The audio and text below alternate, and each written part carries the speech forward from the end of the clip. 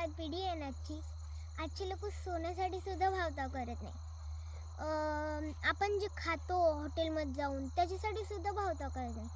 पण आपण जर का भाजीपाला घ्यायला जातो ना तिथं भावताव करतो. का तर ते स्वस्त देतात आणि ह्यांचे जे किंमत असते ती ठरलेली असते आणि ह्यांची किंमत कमी जास्त होत असते ह्याच्यामुळे.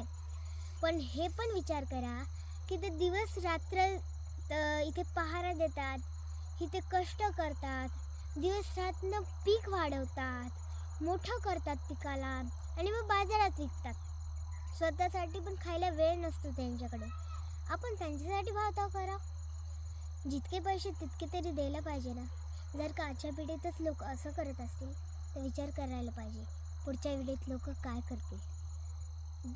धन्यवाद. जर का तुम्हाला माझ्या व्हिडिओ आवडला असेल तर माझ्या व्हिडिओला प्लीज सबस्क्राईब करा. रामकृष्ण हरी.